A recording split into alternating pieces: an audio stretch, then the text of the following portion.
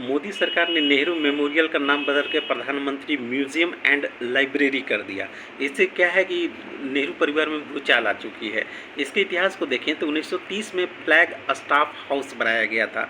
ये जो flag staff house था ब्रिटिश सेना के कमांडर इन चीफ का शीतकालीन हेडक्वार्टर और आधिकारिक निवास था, जो 30 एकड़ में फैला हुआ था। इसका जो आर्किटेक्ट है रॉबर्ट टोर रसेल ने बनाई थी। यहाँ पे इसे 3 मूर्ति भवन भी इसे बोला जाता है।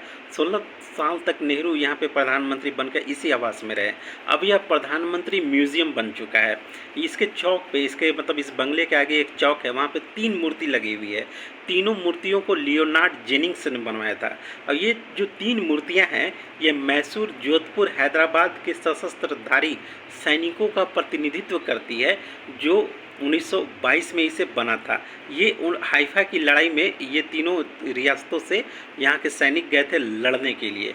और इंदिरा जी की वजह से ही शास्त्री जी, लाल बहादुर शास्त्री जी, इस भवन में रहने की हिम्मत नहीं जुटा पाए। नेहरू जी जब मर गए थे तो उसके बाद भी इंदिरा उसी आवास में रह रही थी, और शास्त्री जी प्रधानमंत्री होते हुए भी 3 मूर्ति भवन में रहने की हिम्मत तक नहीं जुटा पाए थे।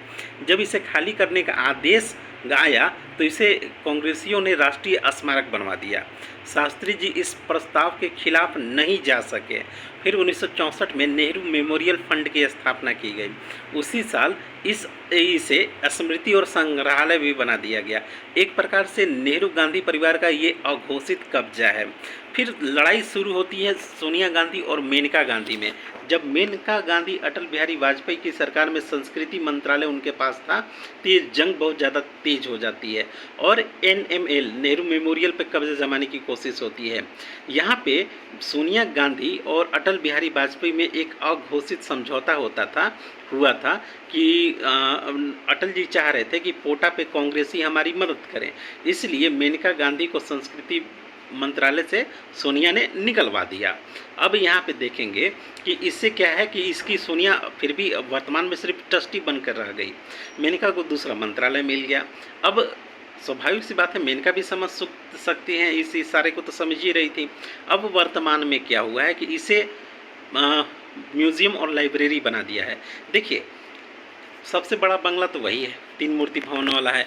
इस पर कब्जा जमाने की कोशिश हो रही है, सीधी सी बात है। आज तक कांग्रेस का रहा, लेकिन अब समस्या ये है देश के जितने भी प्रधानमंत्री हैं सबका हक बराबर है, चाहे वह 17 साल तक रहे हों, चाहे वह 6 महीना तक रहे हों, चाहे वह साल भर। अगर यह प्रधानमंत्री म्यूज़ियम बनता है तो ये सबके लिए भलाई है। इस पे ऐसा नहीं है कि किसी का एक अघोषित कब्जा हो। ये हमारे राष्ट्रीय प्रधानमंत्री का स्मारक है, ये सही है।